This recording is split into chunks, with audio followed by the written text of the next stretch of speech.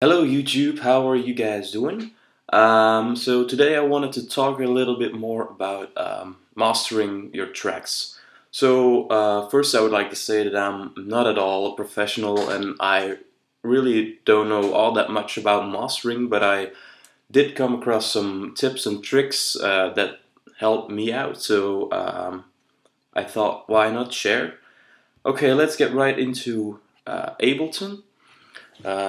What we see here is one of my latest tracks, and I'm going to show you guys what I did on the mastering.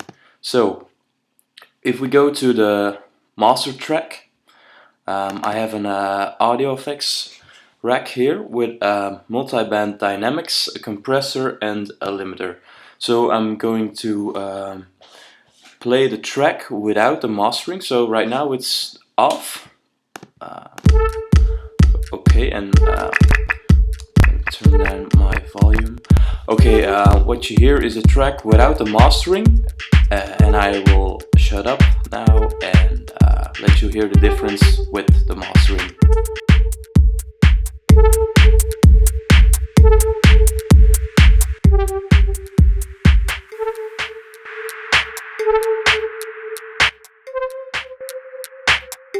Okay, so I don't know if what I have done to my master track is good or entirely correct, but I guess you also heard that the difference is pretty noticeable. It makes the higher sounds get much louder and just feels like they've helped the overall dynamics of the track. So I'm going to turn off this and rebuild the mastering for you guys so you know what I did. First of all, you get the audio effect rack just to put all the effects in. So I start with the Multiband Dynamics. You will also need a limiter at the end of the chain, and in between should be a compressor. First you go to the bottom, this to -80, -80, -80. Leave these values as they are. Top, put this on 50, 100 and 150. If we go to the above values, we put 0.5, 0.5 and 0.5. Okay, now we have to modify the input values. So I'm going to play the track so you can kind of hear the difference. Okay, so you can turn these up, and these are values that you should decide for yourself. Play around with them a little bit till they sound right to you. Around 6 has always worked for me, but don't go too high. Like 7, 8 I found is really the maximum to use. Okay, so that is that. What we do now is compress the track a little bit.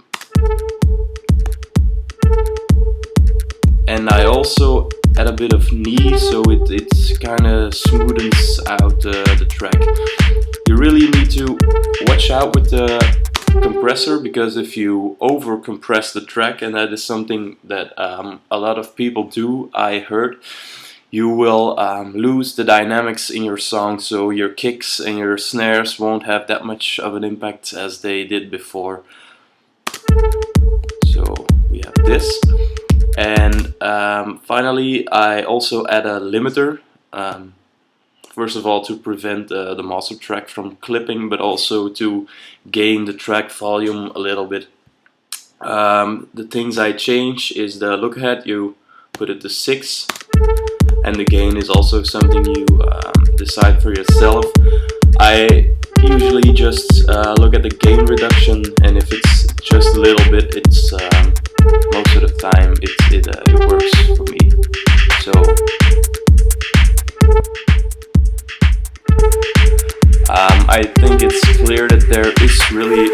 difference. I don't know if all this what I've done is right or not, but to me the track sounds a lot better than it did before. So guys, I hope you've learned something about the mastering of you. Actually, you didn't learn anything about mastering, but I hope these tips did help you guys to make your track sound better.